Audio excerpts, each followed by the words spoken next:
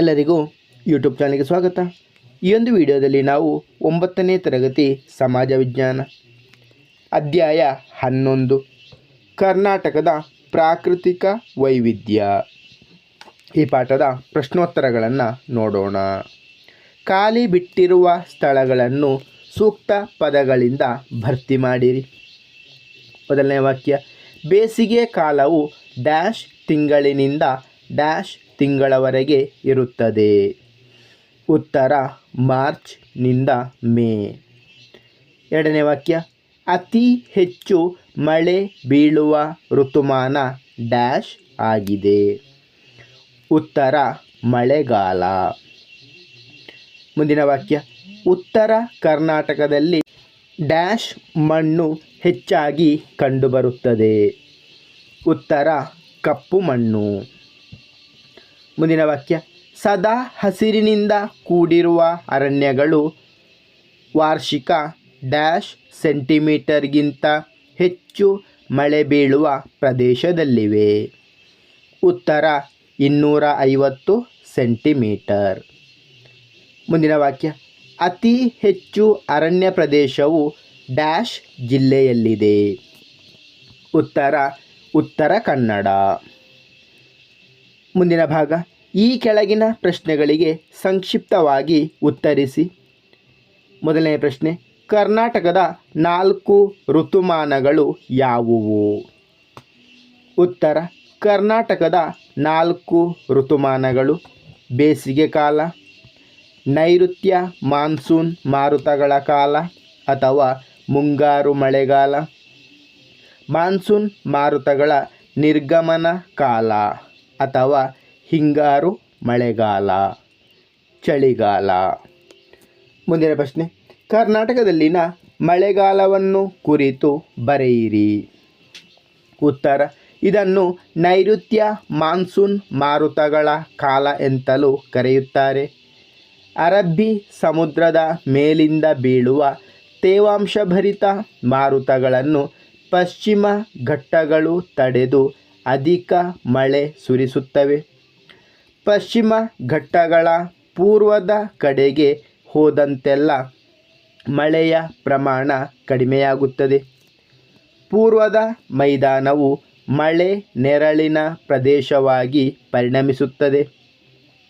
ಶಿವಮೊಗ್ಗ ಜಿಲ್ಲೆಯ ಆಗುಂಬೆ ಕರ್ನಾಟಕದಲ್ಲಿ ಅಧಿಕ ಮಳೆ ಬೀಳುವ ಸ್ಥಳವಾಗಿದೆ. ಚಿತ್ರದುರ್ಗ ಜಿಲ್ಲೆಯ ಚಳ್ಳಕೆರೆ ತಾಲೂಕಿನ ನಾಯಕನಹಟ್ಟಿ ಕರ್ನಾಟಕದಲ್ಲಿಯೇ ಅತಿ ಕಡಿಮೆ ಮಳೆ ಬೀಳುವ ಸ್ಥಳ. ಈ ಋತುವಿನಲ್ಲಿ ರಾಜ್ಯದ ವಾರ್ಷಿಕ ಒಟ್ಟು ಮಳೆಯಲ್ಲಿ 70% ಮಳೆಯಾಗುತ್ತದೆ.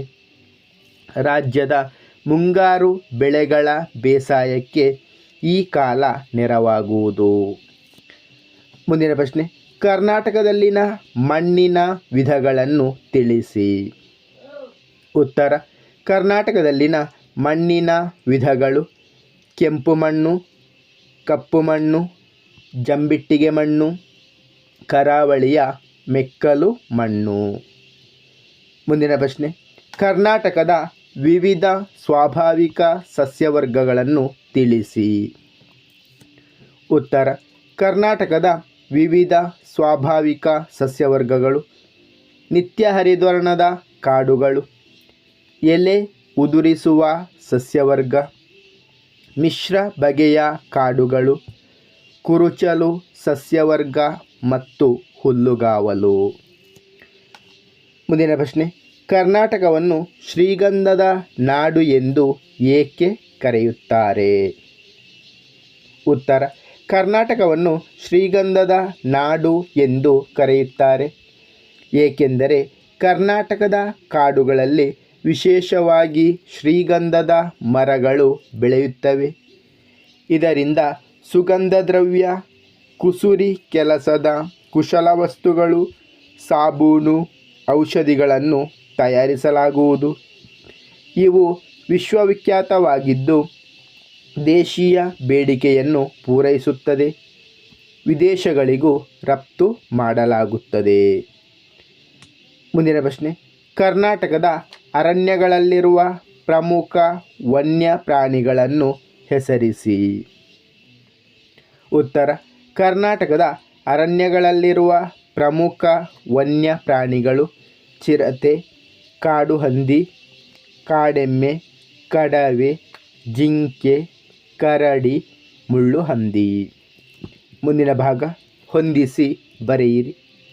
ಆದಿಚುಂಚನಗಿರಿ ನವಿಲುಧಾಮ, ಮಂಡಗದ್ದೆ ಪಕ್ಷಿಧಾಮ, ನಾಗರಹೊಳೆ ರಾಷ್ಟ್ರೀಯ ಉದ್ಯಾನವನ, ಶ್ರೀಗಂಧದ ಮರ ಎಲೆ ಉದುರಿಸುವ ಕಾಡು. ಧನ್ಯವಾದಗಳು. ಇಷ್ಟವಾದರೆ ಲೈಕ್ ಮಾಡಿ, ಶೇರ್ ಮಾಡಿ. ಹೆಚ್ಚಿನ ವಿಡಿಯೋಗಳಿಗಾಗಿ ಚಾನಲನ್ನು ಉಚಿತವಾಗಿ ಸಬ್ಸ್ಕ್ರೈಬ್ ಮಾಡಿ.